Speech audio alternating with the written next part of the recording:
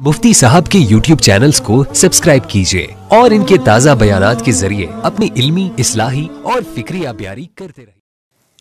मैंने अर्ज़ किया था कि निकाह के अंदर वलीमे की एक हैसियत है कि जिसके अंदर जितनी इस्तेताअत और ताकत हो वो वलीमा करे।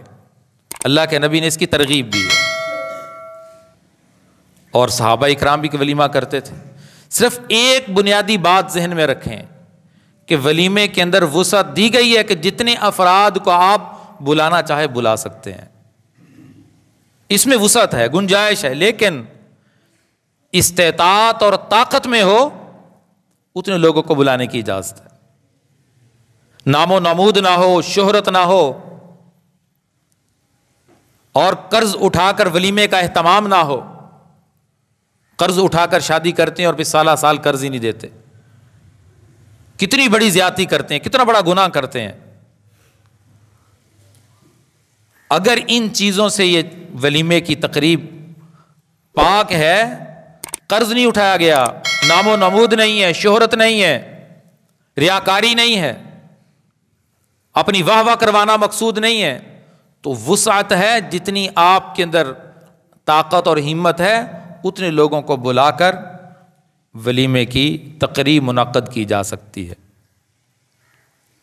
आप सल्लल्लाहु अलैहि वसल्लम सहाबा इकराम को इसकी तरगीब देते थे। हज़रत ज़ैनब रज़ी अल्लाह ताला अन्हा से जब आपने निकाह फरमाया, आप अंदाज़ा लगाएं 11 निकाह फरमाए। उन 11 निकाहों में आप सल्लल्लाहु अलैहि वसल्लम ने सिर्फ हज़रत ज़ैनब रज़ी अल्लाह ताला अन्हा के साथ जब निकाह फरमाया, उनके वलीमे में आपने बकरी ज़िबा की थी। हज़रत अनस फरमाते हैं इसी निकाह के मौके पे आपने जो वलीमा फरमाया था उसमें एक बकरी को ज़िबा किया था। वह इसको अच्छा वलीमा उस दौर में कहा जाता था। और इसके अलावा आपने निकाह फरमाए, खजूरें होती थी, बल्कि बाज़ रवायात में खजूरें और सत्तू के साथ ही वलीमा हो जाया करता था। लेकिन आज का मुआशरा वलीमे की तकरीर को मुनक्कद करने के लिए शोहरत चाहता है और इतनी ज़्यादा बाज़ लोग अल्लाह ने दिया है, लेकिन इसका मतलब ये नहीं कि आप इसराफ से काम लें, फजूल खर्ची से काम लें। मैंने अर्ज़ किया था कि क़यामत के दिन सवाल है माल कैसे कमाया था, कैसे खर्च किया, ये सवाल है।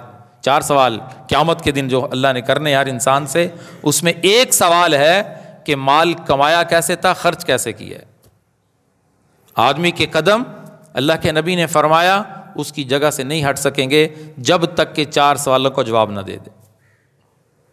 उन 4 सवालों में एक सवाल ये है कि कमाने के तरीके क्या थे, हलाल तरीके से कमाया या हराम तरीके से कमाया, फराड और झूठ के जरिए कमाया या हलाल तरीके से सच बोलकर कमाया, रिश्वत के जरिए कमाया या किसी और तरीके से। कमाने का अलग सवाल है, खर्च करने का अलग सवाल है। कोई ये नहीं कह सकता ये मेरा माल है, जैसे चाहूं मैं करूं, ऐसा नहीं हो सकता। मेरा माल नहीं है, ये रिज़्क़ अल्लाह का दिया हुआ है। नहनु नर्ज़ुकुक, रिज़्क़ हम देते हैं। वल्लाहु खैरुर राज़िक़ीन, बेहतरीन रिज़्क़ देने वाली ज़ात अल्लाह की ज़ात है। तो इसलिए हमें ये सारी अहादीस एक बहुत बड़ा पैगाम दे रही हैं। मुआशरे में निकाह को आम करना चाहिए, ताख़ीर नहीं करनी चाहिए। वालिद को चाहिए बर वक़्त अपने ऊपर जो जिम्मेदारी अल्लाह रब्बुल इज़्ज़त ने आयद कर दी उसे अदा करे, बर वक़्त उसे अदायगी की फ़िक्र करे,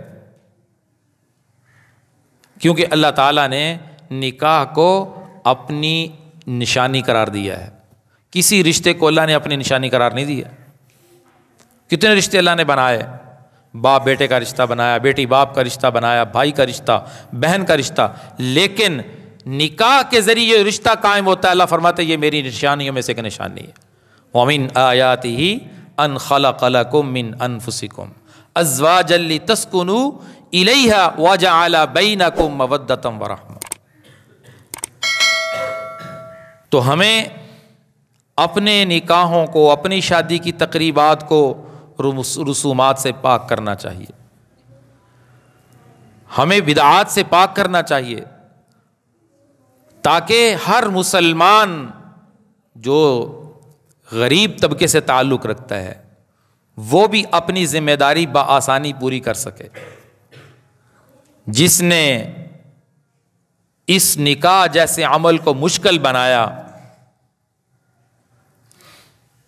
اور رسومات کا پیٹ بھرنے کے لیے اس نے نکاح کے اوپر لاکھوں خرچ کر دی صرف رسم کا پیٹ بھرنے کے لیے، تو قیامت کے دن سوال ہے کہ اللہ نے تو اس کام کو آسان بنایا تھا، انسان کی ایک بنیادی ضرورت تھی اور زندگی اس کے بغیر مشکل ہے. نکاح کے بغیر انسان اگر زندگی گزارتا ہے وہ بہت کم لوگ ہیں، بہت کم انگلیوں پہ گنے جا سکتے ہیں جو اپنا ماضی صاف رکھتے ہیں، باحیا بن کر زندگی گزارتے ہیں. لیکن اللہ نے جو انسان کے اندر ایک چیز کو پیدا کر دیا ہے اس کی تسکین کے لیے اللہ نے حلال اور جائز راستہ نکاح کو بنایا. اسی وجہ سے اللہ نے اسے آسان کر دیا. یہ ساری مشکلیں، ساری رکاوٹیں یہ معاشرے نے کھڑی کی ہیں. اللہ رب العزت ہم سب کو اپنے نکاح کو نبی پاک صلی اللہ علیہ وسلم کی سنت کے مطابق کرنے کی توفیق نصیب فرمائے. مفتی صاحب کے YouTube چینلز کو سبسکرائب کیجئے اور ان کے تازہ بیانات کے ذریعے اپنی علمی، اصلاحی اور فکری آبیاری کرتے رہیے.